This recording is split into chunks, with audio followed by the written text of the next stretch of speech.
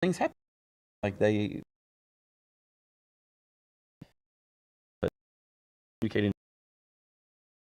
they kind of bring them up when they have different questions about what it meant to be Jesus' disciples in those days. But when all that to say, what we have in Paul's materials, we have this glimpse into the process of the early church, like figuring out what it meant to live as the people of Jesus,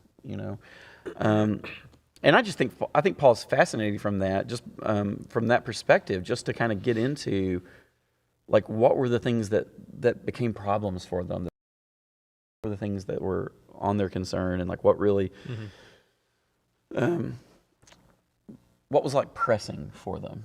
You know what I mean? Like, not necessarily. I'm interested, just curiosity-wise, at some of like their day-to-day life and all that kind of stuff.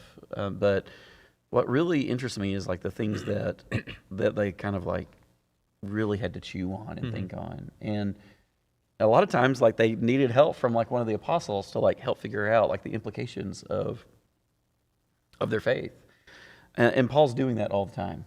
And I think it's a great way to feed our faith, to kind of get in tune with the sorts of things that they thought were important, Yeah, and I think a lot of times those are the same questions that we have. Right. But when they're not, it isn't like so annoying. Yeah.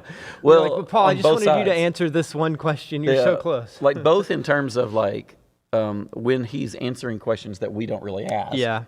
And when he's not answering questions that we do ask. Right. Yeah. Both of those end up being complicated. Yeah. And because we have to figure out the questions that we ask based on what was important to them. Yeah. As much as we can, and sometimes it's complicated. That being said, my recap. Okay, what I have, Rylan, I have 4 different things that mattered to Paul. That you can see in the prayers and the things that we've talked about his spirituality, like things that were like really, really important to him, because they kind of kept coming up over and over. We look at whether we're talking about the prayers and whatever book, Ephesians or Colossians, or Thessalonians or whatever, or whether he's talking about his own prayer life or spirituality, what it means for him to relate to and follow the Lord. Like these are just all things that, to me, you could just kind of easily see that like they keep. Oh man, I didn't mean to do that. That they just keep coming up for Paul. Okay, so you are welcome to interrupt my little structured thing here with anything. I know you've thought about all this stuff too as we've studied. So yeah, I didn't. Well, I'm just gonna like listen to yours, and I don't want to like throw out just what I'm thinking, because then I might steal your thunder. Okay, all right. Well, you go ahead with your. You probably would. That's true. Okay, so the first thing I would say, looking at these prayers of Paul, okay, is that community matters. Like it deeply mattered to Paul, and over again, you have Paul saying, I pray about you guys every time I think about you, and Paul is traveling the world, and sometimes, 2 years, 6 months, maybe just a few days in some cases. Like Ephesus was one of the places we know he was like the longest period of time. Like he was there for like 3 years, But some places he just was like traveling through, and other places, he made himself at home and was really part of their community. And everywhere he went, though, you get a sense like he's collecting friendships.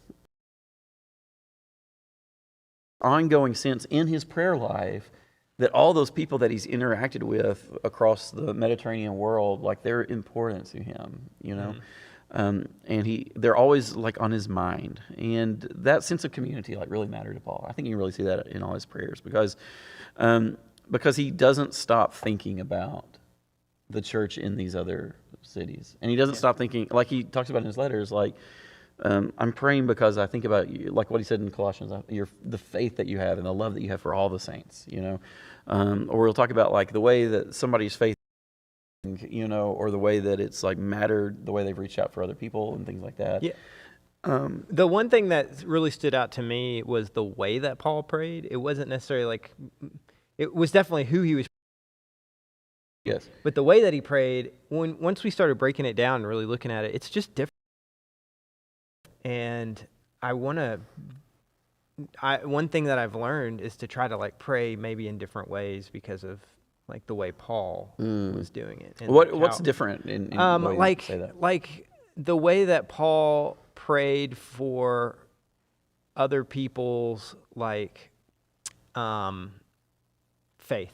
Yeah, like their spiritual life. Yeah, but not like, dear God, I pray that they have better faith. It was like, dear God, these people have great faith, and like lifting them up in a way that was like that need anything necessarily.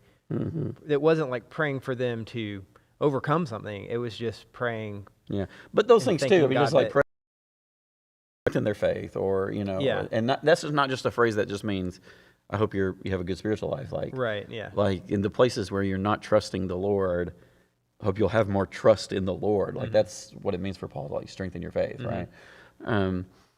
But what you don't see as much is the sorts of things that like make up so many of our prayer requests. Like people.